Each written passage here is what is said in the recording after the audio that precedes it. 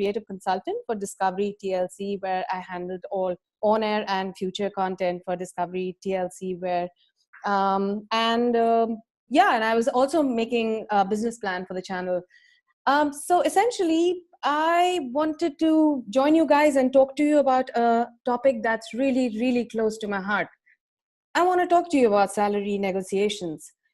You know, being a part of various companies, I've had the opportunity to interact with all kinds of professionals, especially women. And while most of them were, and honestly are, incredibly talented and passionate, somehow when it came to discussing monies, they weren't as confident entering into the negotiations, whatever the reason may have been.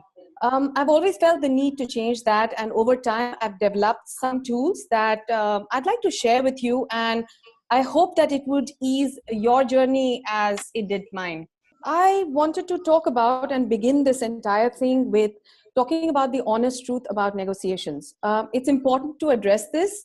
I know that it will seem obvious when I talk about it, but it's important because we need to be aware of it getting into any kind of negotiation.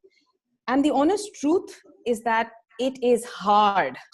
So make no mistake. In fact, if it's not hard, it means one of the two things. Either you're going in too cheap or they want you at any cost. And in your case, I hope it's the latter, but I assure you, usually it's the former.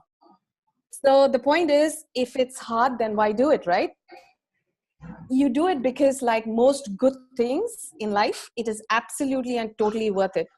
I also think somewhere as women, it's tougher for us because we are traditionally told to adjust and compromise and, not shake the proverbial apple cart. And we do that in our personal lives all the time. And we end up doing that in our professional lives too. But I'm here to tell you that this is absolutely worth fighting for, especially when it comes to your career growth. It's like, you go to the dentist, it's uncomfortable, but the results are totally worth it.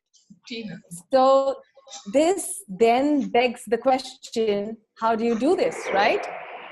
I've tried to keep it simple by giving you 5 things that you need to remember. So about this is that the first 2 are what you do prior to your interview and your subsequent negotiations. So you kind of need to do this beforehand. And the next 3 are what you do during the negotiation process. All right. So the first point is know your self-worth. This is the foundation on which everything else is going to stand. And that's why I have placed it as the number 1. So let's define what self-worth is. It is your skills and your strengths.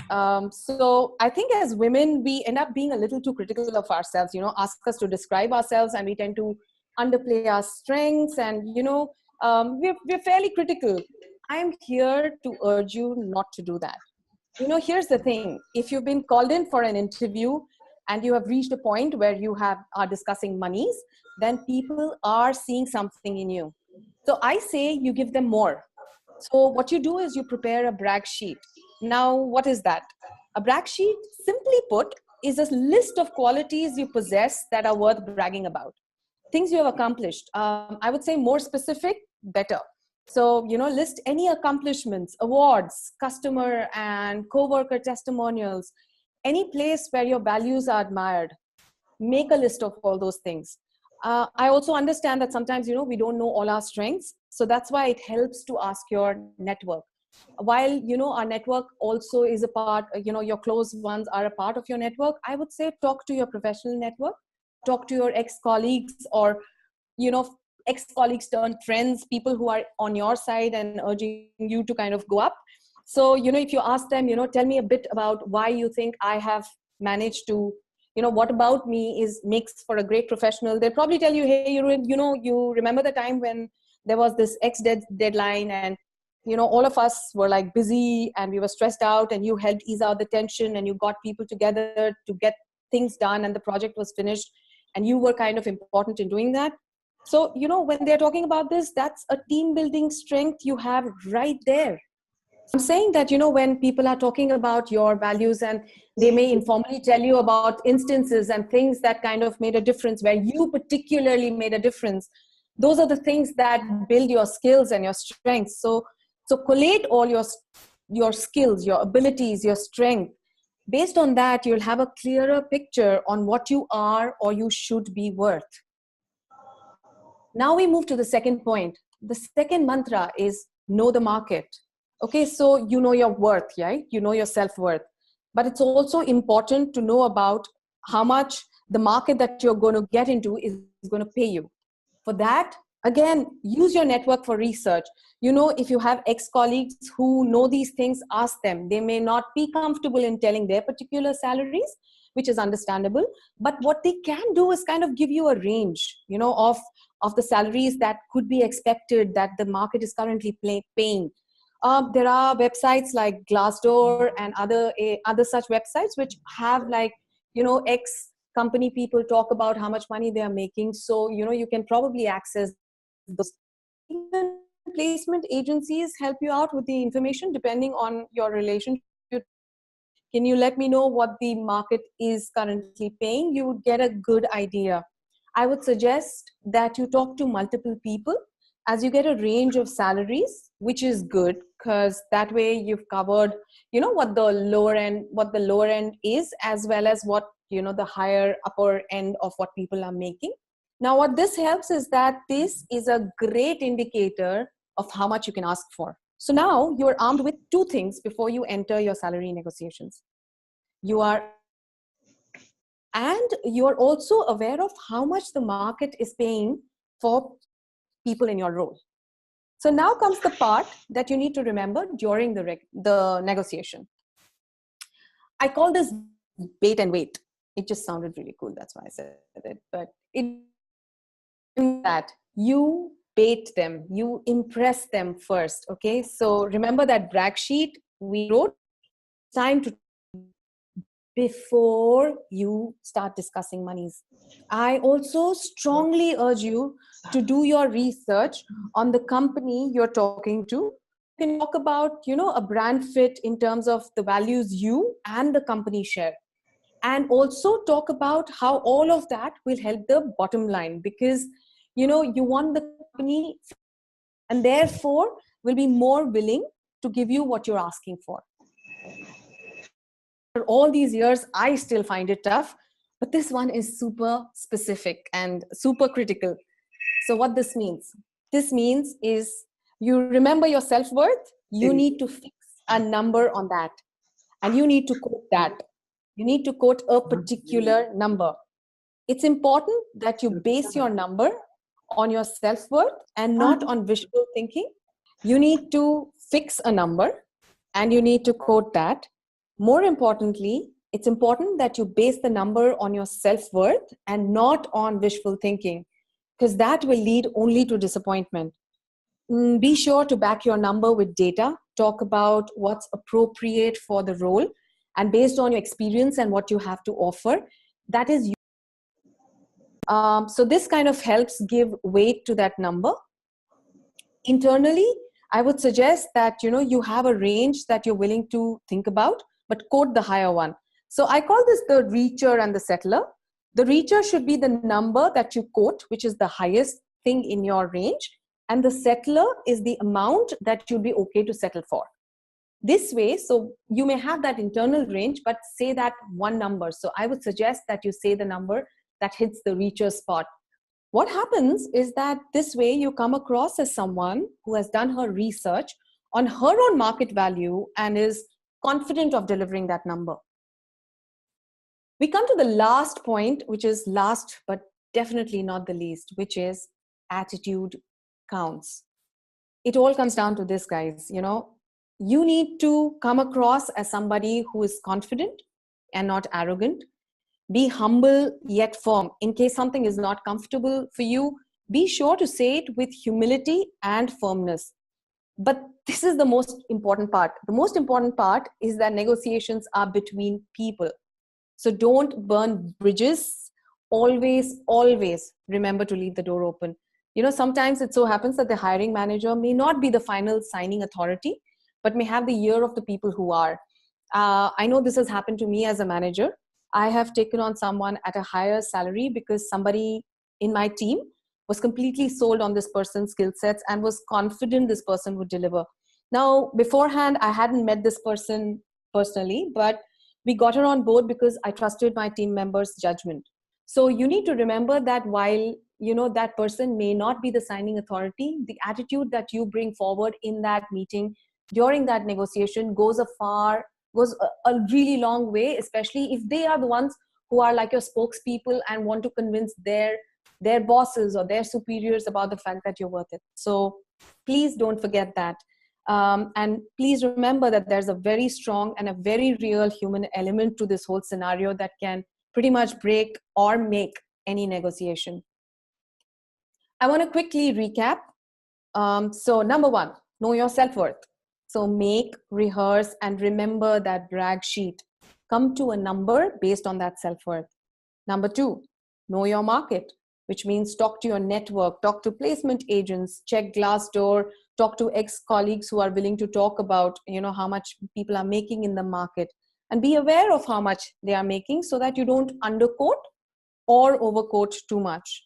The third one is bait and wait, which means impress them with your skills and accomplishment and your uniqueness before you start discussing monies. Negotiation is more likely to go your way if they are convinced that you are someone valuable and worthy of joining them. Be specific. Remember that number you had in your head. It's time to quote that. However, keep an internal range that you can be okay to settle for. Lastly, attitude is everything. You want to come across as confident, humble, yet firm. Negotiations are between people, so please don't burn bridges. I want to take some time and discuss and talk to all those of you who have taken a career break and want to rejoin the workforce. So you need to remember and believe that it was a career break and not a break to your career. I have personally taken a career break, and frankly, that has not changed anything. In fact, I came back after my break more confident about myself as a person and a professional, and I was able to land on my feet running soon enough after that. More and more companies, I think, understand the need for a break and don't penalize you for it. But here's the thing, you are on a firmer ground if you can use your break to your advantage during negotiations. I've got some tips for that, and let's talk about those. Firstly, talk about how the break has helped you reevaluate yourself as a person and a professional. That means talk about the values you've learned during this break. Could be anything from managing expectations, increasing efficiency, to handling difficult situations. Do speak about how you are realigned to the market and its needs. I would honestly suggest that you guys, the ones who are coming back after a career break, please do learn additional skills during the break, because that way you can talk about them and emphasize the fact that you are market ready. The last point, actually nobody talks of this that much, but do talk about, if you can, about how the break has reignited your passion and ambition to pursue a career. You're not jaded or burnt out like other professionals, which as a result of which, you have the excitement and the passion of a newcomer, which is refreshing to have with someone of your experience. Now let's come back to the topic and discuss what to do and what not to do while negotiating. So I've kind of kept this slightly differently. So here it is. I would like you to meet Miss W. I've dubbed her Miss Wrong, and Miss R, who is unimaginatively short for Miss Right. So Miss W and Miss R have had the exact same number of experience. They've taken a career break and are coming back to the workforce. So let's use them as references to understand how to negotiate. Scenario one, less than market rate. So often companies are not able to match your expectations. It happens to all of us. Now, sometimes it's a negotiating tactic, and sometimes it's genuinely the case. Regardless, they tell you that this is all they can afford right now. What do you do? So let's see what Miss W has to say. So Miss W says, oh, actually my mother is ailing and I have loans. So I would have liked more, but I guess I understand. Or she says a no this way. She says, I'm sorry, I cannot accept this. I have too many loans and personal commitments that require me to get more than this. So let's look at what she's done out here. In the first case, she has quoted her personal issues, which is a complete no-no. Then she's gone on a back foot vis-a-vis what she actually wants, almost apologizing for doing so. And the third thing she's done is that she's given in too easily. Or in the second case where she said a no, I think she's been too rude and has probably burned bridges with the person on the other side. So, you don't want to sound like Miss W. Let's see what Miss R has to say. Miss R says, I completely understand your point. However, would it be possible for us to discuss a 6-month review, after which you could bring the salary to market rate? Or she turns around and says that, I'm sorry, I would have loved to join, but as I'm seriously excited by the organization and the role, but I find myself unable to do so with this offer. So what has she done? She has managed to impress upon the manager that she's so confident of her skills that she would deliver within 6 months. And therefore, they'll be willing to negotiate further. As I've mentioned out here a 6-month review, but you could also talk about a higher bonus at the end of the year or a joining amount to make up for the less salary offer. The other thing, Miss R or the right person would have done in case, this scenario wasn't possible, would have been to negotiate for non-monetary benefits. Now, what are non-monetary benefits? This could be anything from pickup drop to insurance for the family, maybe even in-laws, to flexible working hours. I have personally negotiated for vacation time where I've asked for a year vacation to compensate for the money difference. You'll be surprised how much they make up for the monetary difference. So anybody who can exploit a non-monetary negotiation or benefits should definitely do so.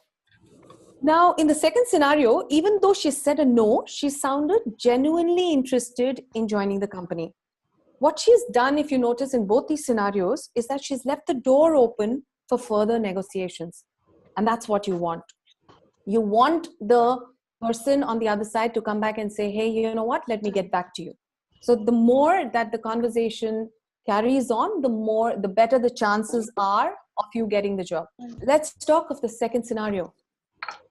Now, this is the inquiries about the last pay or the dreaded, how much did you make in your previous job question. Now, most of us hate it, especially when we haven't made that much, right? While this is tricky, there's definitely a way to handle this. Now, let's see how Miss W handled the question. Miss W says, she says, I was earning X, but for some reason, the last company did not give me the right role or the money, and I think I deserve more. Or she says, I was earning X, but that was 5 years ago. Now I think I should get more. So now in the first case, she has done two things. Firstly, she has straight out mentioned the money she was making earlier. I would say, avoid mentioning your last salary, especially at the beginning of the negotiation. The second thing that, in case you noticed, was that she blamed the previous company for not treating her well. Now, this gives the impression that she's playing the blame game and is likely to do that in the next company as well. In the second scenario, we're assuming that she's come back from a break. But the thing is that she doesn't give any reason to justify the raise. So, even after a career break, she needs to have talked about her present skills and accomplishment with the confidence to inspire the manager to give her what she wants instead of give her what she was making earlier. Now, let's go to Miss R. Miss R says, to be honest, in my last job, I had a different role with different responsibilities.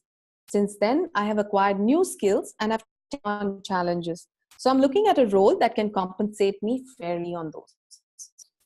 Now, regardless of whether she's taken a career break or not, Miss R here has done a couple of things right.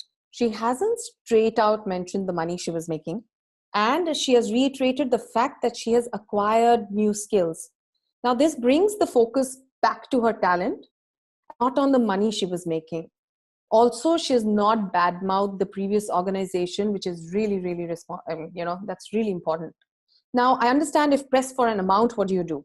So then if, Miss R or you in this case could give a final amount that you were making, including any bonus you had received or including all the benefits you were getting, like include travel allowance, medical allowance, if you had a pickup and drop cost, add that. So these things kind of end up making your previous salary a lot fatter than it could have. And also do be sure to mention any non-monetary benefits that previous organization was giving you, like say flexible days or flexible working hours. Now this helps the hiring manager keep the lower pay scale in perspective. Scenario 3, current expectations. Now this is a question where the hiring manager is looking to gauge how much your expectations are vis-a-vis the role. Now let's see what Miss W says when she's asked. Miss W says, anywhere between X and Y would be fine by me. Or she says, I would not be okay with anything below X. Let's understand what went wrong here. In the first case, Miss W quoted a range. And in all likelihood, the manager will go for the lower range and probably negotiate it further down. In the second case, she's coming across as slightly inflexible and rigid, and therefore closing the door for any further conversation. Neither of them, honestly, something you want to do. So let's see what Miss R says when she's asked about what her current expectations are. Miss R says, I'd be comfortable with X as I think the amount is a fair assessment of my skill sets and experience. Or she says, although X is what I'm most comfortable with, I'm flexible on this as I'm excited about about the role and the company. Now, in the first case, Miss R has quoted a specific amount and has mentioned her reasons for it. So she's mentioned her skill sets and her experience for it. Or in the case where she feels that, the company may not be able to match the money she's making or she's asking for, she mentions the fact that despite quoting a fixed number, she's flexible and she's happy with the prospect of joining the company. Now, this is how you want to appear to your hiring manager. I've given you 3 scenarios. Now let's look at, putting together all these things and see what to do before the negotiations, before and during negotiations. First things first, please do this. Rehearse, rehearse, rehearse. I think as women, we are hesitant to go into uncomfortable situations anyway. And then you talk about money, it gets even more tricky. But it's a lot easier if you practice what you're going to say when. You come across as more sure of yourself and you come across more confident. Honestly, I do it all the time. If I feel there's something I need to say with maximum impact, I try and rehearse how and what I'm going to say. The second point is that it's a negotiation. The hiring manager knows that you may not come in at the first offer they give you. So negotiate for better. They are expecting it. And plus, honestly, you deserve it. So please do negotiate. Third point, think of the non-monetary benefits that could aid your negotiation. As mentioned earlier, sometimes you may not get the money that you want, but there are possibilities of getting more. They could be anything from flexible hours to vacation time like I did, or insurance. These things go a long, long way. The next point is super important, guys. Verbal assurances, I guarantee you, mean nothing till they are written in the contract. So please, please, please get everything in writing. That way, what happens? Neither of the party backs out or feels shortchanged. Lastly, honor your word. Now, this right here is the foundation for everything. Literally, nothing would matter unless you live up to what you've asked for. Yeah, sure, you'll get your first big salary one time. But honestly, in order to grow and rise in your career, you need to back your words with action. You remember that bit I was telling you about negotiations being easy when they want you specifically and they give you the amount you ask for? You want to reach that place. And that happens only with integrity and effort into growing as a professional. Now, just like there are do's, there are also some don'ts. So let's look at what not to do. Now, if you're pushed into a corner, unless you're pushed into a corner for an immediate answer, I would say don't accept or reject too quick. Taking time allows you to think if you've covered all bases or if there's anything that needs to be asked or clarified. Also, in case you're saying a no, this could give you more time to phrase your no in a way that leaves the door open for further collaborations. Please don't mention your personal issues. You may think that, it would generate sympathy or it would bring out the human side of you, but frankly, it comes across as unprofessional. don't be greedy when you ask for money. I'll tell you what I mean. Greed is based without a foundation or rationale, but self-worth, like we discussed before, is grounded and is based on facts and deliverables. There's a thin but a distinct line between the two. So please don't cross it. Don't burn bridges. The professional world that we operate in is shockingly small. You never know who would land up where. So even if you're rejecting an offer, it helps to leave on a positive, hopeful note. I'll tell you from personal experience that this has happened to me. I was offered a role in a company, but the deal couldn't come through because of the monies. However, the woman I had interviewed with, she went and joined another company, and she called me from there because she knew she could afford the money I was asking for back, in the second company. Now, this wouldn't have happened if I had burned those bridges. So I would urge you not to do so. Finally, and you need to remember this, especially when negotiations fail, it's not personal. Sometimes it's honestly just a simple case of apples and oranges. The company may want an apple, but you're an orange. So keep looking, and you will find the right company that's looking for a candidate like you and is willing to pay what you rightly deserve. So I'm big into quotes. So a wise person once said, money is not everything in life, but it can set most things right. So you can concentrate on the things that money can't buy. Remember when I was telling you that negotiations are hard, but it's totally worth it? I want to remind you of that again. Because when you get the salary you want or deserve, it empowers you in ways you cannot even imagine. It makes you more confident. It makes you believe in yourself. And as a woman, I've always felt that, hey, you know what? If I can negotiate for what I believe in, I can do pretty much anything I set my mind to.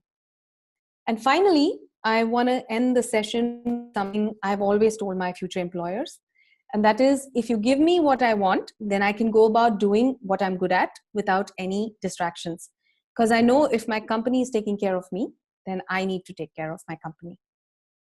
And I must say, so far, that has never let me down. I want to thank each and every one of you for taking the time out. And I hope that these tools would give you the confidence to go ahead and get all that you deserve. I know that you may still have some questions. I will try and address as many as possible. I'm going to turn the camera on, so my apologies in advance. I don't look anything like my amazing animated avatar. Neerja, can we leave the floor open for questions? Yes, please. So thank you, Lavanya. That was really brilliant. Some really fantastic tips, which all of us can use here. But I'm sure there might be more questions, something very specific that you have had in the past, which may not have gotten addressed. So we will open it up for Q&A. Last time I used to ask people to write their question here, but I think that really didn't work out too well. So please, let's have a show of hands in terms of who has a question, and then we will ask that person to actually speak out. We will unmute that person and the person can speak out the question. So a show of hands. Priya, okay. Yeah, please go ahead, Priya. Yeah, hi Lavanya. Hi. I was actually about the points that you mentioned regarding the non-monetary benefits, and you mentioned that we should actually get it in writing from the company. So I haven't had an experience in this, which is I was wondering, does the candidate press for the same, or the companies themselves, agree to give everything in writing, like non-monetary perks? It's a tricky thing because the company would want ideally to not mention this in writing, because they kind of can, say that, yeah, of course we'll give you, what you want. But I would suggest that if you are going to be talking about that and they're a little bit hesitant about putting that into the contract, say like stuff like insurance, or like, insurance for your in-laws and stuff like that, I would still urge you, if possible, to put it on an email with the HR person saying, hey, thank you so much, got the contract, and as discussed, I hope that, you would look into the insurance aspect, or the flexible hours, or the vacation time. So that way you have it on paper. So even if it's not in the contract, you still have a written documentation saying you guys have discussed this. All right. Thank you. Does that answer your question? Yeah, it does. All right. Shweta, you can go ahead. Yeah. Hi, Lavanya. Can Hi, you hear Shweta. me? Yes. Yeah. Okay. So when you're negotiating with, say, a male boss or hiring a person, HR, so always they consider women to be soft-spoken, and with that same intent, they start their conversation. Right, so initially itself we may not be going to a higher number or what we want to, but somewhere they try to convince us in a way that okay, it's a female, and then they understand the easygoing kind of things. So how do we deal with these kind of thoughts or these kind of discussions if it comes up? Honestly, Shweta, I would suggest, like I mentioned earlier, it's a good idea to probably have a body language that's a lot more confident and go into the interview knowing what you are talking about, so that anytime they try and steer the fact that you're a woman, you can always come back to the fact that you have got this experience, you've got this skill set, you've got these qualities, you've got these values. So try and steer the conversation as much back to you being a professional and not so much as being a woman. So that way it kind of evens out the playing ground a bit. A lot also honestly depends on us, Shweta. It also depends on the way that we come across. Like I was telling you, it really helps to rehearse. I do that all the time. I kind of it's to a point of becoming a joke now, but I kind of rehearse in front of a mirror, say how I want to present myself, how I want to come across, what's the body language, what's the tone. It's a little tougher for us women, I think, but I suggest that we kind of have a grip about who we are as professionals.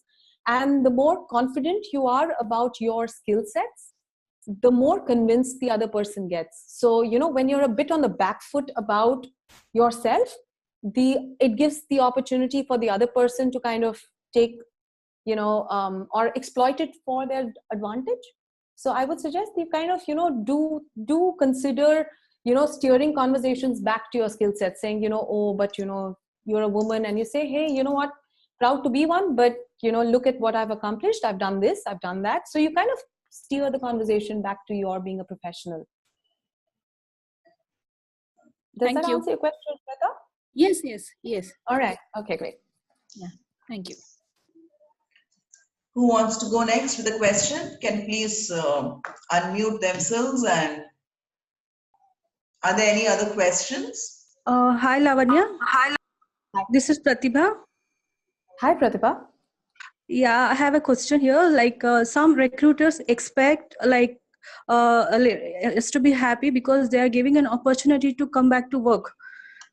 I have come across such a situation where he said you should be happy that I'm giving you a job. You are jobless all these days. So how to deal with such situations? So, Pratibha, the fact of the matter is that, like I was mentioning, you are, if you go in, the fact that, with the fact that you've used your break to your advantage, and the fact that you've come back into the professional world with additional skill sets, and a break is for whatever reason, it could be for personal, motherhood, personal reasons, whatever the reasons may be. You need to kind of be slightly firm about the fact that hey, I took a break, and that didn't matter because I've come back into the workforce. I'm excited, I'm eager, I've also upgraded my skill set, so I know what I want to do. I want to pursue my career professionally, and this break has kind of helped me do that due to these XYZ reasons. So you kind of need to make sure that you have something that you have learned during your break that you can use to your advantage. Okay. Yeah. Does that answer your question? Yeah. Thank you so much. Okay. Yes, Madhur. So hi Lavanya, how do Hi, you Madhu. postpone your conversation about salary, there are some employers who are very persistent and in the very first conversation ask 3 to 4 times what was your last CTC. What words do you use to postpone it to the next stage? So I would suggest that you first kind of talk about the fact that, you had a different role and different set of responsibilities back when, in your previous job. And based on that, you were given X, whatever that number may be. Like I was telling you before, it would help if you pad it up with things that were either given to you as add-on benefits, say like, your travel allowance, medical allowance. So pad your CTC up into a fact thing. Needless to say, it all has to be true, because there will be background checks and you don't want to come across, that you've lied about it. But do mention the fact that, if there were any non-monetary benefits that you got. So do mention those things. If they are insistent, sometimes there's nothing much that you can do. I would suggest that you kind of, if you can, focus on the fact that, since my last job, or since my last, the money that I was making, I have added on these skill sets, or I've taken on these responsibilities, and I'm ready to, talk to people who are willing to offer me based on that right now. So, once you steer the conversation back to what you've done since the last job, it might help you a little bit more than, just kind of mentioning the base amount that you were making before. Okay. Does that answer the question, Madhu? Yes, to some extent. But in my case, I only had 2 years experience and I was on an 8-year break. And I've now I worked for 5 months and then I went for a switch too soon. So it is a little difficult to quantify, although the non-monetary benefits and all of that does count. But it's a little difficult to convince people about skills in one conversation based on a restart 5 months. So, Mother, I'm going to be brutally honest right now, and I'm going to tell you that you probably need to wait a bit before you can start, asking for something, because the break that you've taken and the work X that you have may not be sufficient for you to, get something more. So I would suggest that if you are in a position where you're getting a job that provides you, opportunity and growth, maybe, the next time that you kind of jump up, you have more things. So with a 2-year work X, maybe, it's a little tricky. So I do understand your predicament. You might need to have to wait a little longer to prove your worth. Swati, you can speak out your question now. Yeah, can you hear me? Yeah. Yes. Yeah, can you hear me? Yes. Hi, Lavanya. Lavanya, it was for me, it was a very helpful tips here. Thank you. Thankful for that. And for me, one doubt is about not the salary negotiation, but when the increment part comes, can we, how to put the facts that skills have been, we have improved on our work, and at that time they will say, no, we cannot see anything, any improvement or no upskills. Upskills means on our board, means when we are on our job, we keep on learning on those projects and all those things. And at that time they will have weird reasons, financial crisis and all those things. So at that time, I feel hesitant that how to convince these guys that we need an. I know what you mean. So I'm assuming, Swati, you are talking about appraisals, right? And Yes. Yeah, right. Okay. So this is the bit that I was actually going to do a slide on appraisals, but I realized that appraisals are a completely different. It's a different animal from salary negotiations. So here's the thing about appraisals. Firstly, by the time you have reached the appraisal stage, it's probably a little too late, because by that time, so this is how company works. A company usually has an X amount of money that they have allocated as increments to be given to every department, sub-department and stuff like that. Now, unless you have been a manager, it's very tough to explain that there is only an incremental growth you're going to get. So if you are, no matter how good you are, you end up, most of us end up getting, a single digit increment usually. And we are told that that's all that the company can afford. Now, usually what happens is that there are multiple factors that people who are deciding increments take into consideration. It's the performance of the company, it's the performance of the department, and lastly, it comes to your own performance. So it's a little tough, but I would suggest, okay, so let me give you 3 tips of, what I think you could do before your appraisals. I'm telling you this out of personal experience, so maybe, you could do something differently. If you do, please do let me know. The first thing that you should do is something that I have done, is that ask for periodic feedback. So what you need to do is kind of go to your boss, and I've done that. I've barged into my boss's room and said that, every 3 months, I want a feedback from you about whether I'm on the right track, whether there's something that's lacking in me, whether there's something that you think I need to add on. And also let me tell you a bit about what I've done in this particular chunk. What happens is that, you kind of have a connection with your boss at that point of time. It also helps you course correct so that, at the end of the year, you're not surprised. Your boss is not going, but I couldn't see any results. So do try, if you can, to kind of, with your reporting manager, if you can kind of have a periodic feedback. I end up doing it like once in 3 months. So, over the years, there are 4 times that I kind of do that. The flip side of it is that you also have to be open to criticism, feedback from your boss. So your boss may turn back and say that, hey, you know what, I don't like the way that you handle that particular thing. But what it helps is that you're constantly on your boss's mind, and you're also constantly telling them that you are doing something new, versus saying, back in, I don't know, last September I did this, but you don't remember it because the appraisal is in March, right? So if you have a constant periodic feedback, your boss is also in the know-how that you're doing something. So this kind of helps the appraisal process a little bit more, because it kind of sets a communication going between you and your boss. Do mention specific achievements. I have done that as well. I'm not saying brag about it, but do, if you get the opportunity that, your boss is saying, okay, fine, once every 3 months, I will schedule an appointment and we will have this conversation. Do take that time and that opportunity to mention, saying, hey, you know what, over the last 3 months, I also managed to do this. Do you think, of course, put it as, do you think I was on the right track? Do you think I could have done more? Your boss will probably turn around and say, no, that was a great job. So when you come back, the 4th time for the actual appraisal, you can remind him or her, saying, hey, you know what, you remember I did that, I did this, and I did that. So specific achievements kind of stick harder in the mind.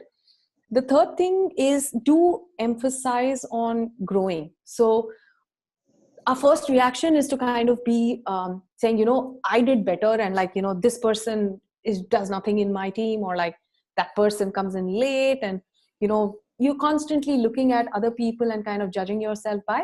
But if you can, do emphasize on the fact that you are eager to take up new challenges and new roles and new responsibilities to your boss.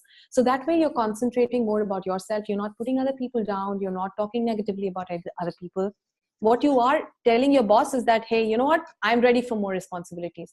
So towards, as you have your feedbacks, progressively you say, start putting that thought in your boss's head that, you are growing and you are excited and you're emphasizing on growth. So I have done these things, so I can tell you this from experience that does help. However, again, I have also been a manager, so I tell you that there is only that much that actually bosses can do unless they're owners. But usually there's a certain fund that is allocated to a boss, and I don't know how many of you are familiar with the bell curve. So as bosses, you have to put somebody at the lower end of the bell curve, and somebody a single person or 2 people right on top, and then everybody else again on the lower slope. So it just kind of is the way that companies function, which is why it is so important for you to negotiate for a salary, a base level, which is really, really good. Because an incremental level on, say, 100 rupees versus 150 rupees is going to be better for a 150 rupees. So even if that 100 rupees gets 8% and 150 rupees gets 8%, you're still at a better level. So I would suggest that, appraisals, there's only that much that you can do. But base salary, if you can increase and negotiate, I would say you please fight for that. Have I answered your question?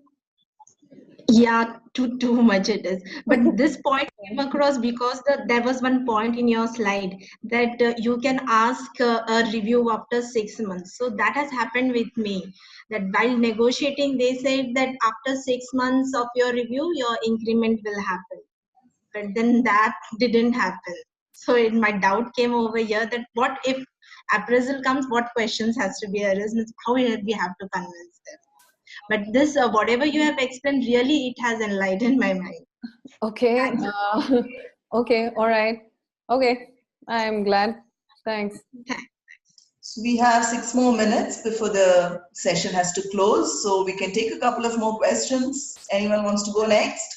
Surprising. No one has any more questions. Lavanya has addressed it all through her session. Am I not able to see any hands? Because there are a lot more participants than we usually, usually we just have a screen full. Madhur. There's Madhur who's trying to ask something, I think. Okay, Madhur, do you have another question? Like for big companies, we usually have Glassdoor to get a ballpark figure. What about startups? How is there a different way of negotiating with startups, and how do you ask them for a ballpark figure when you don't know what it could be offered, and they are at different stages of funding and investments?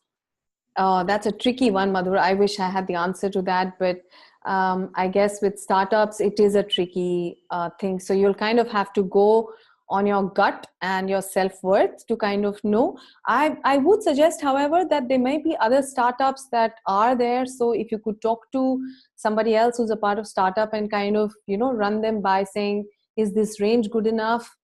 Maybe they may be able to help you. But I agree with you that, each startup has their own different stages of funding. So you never know which part of it is in.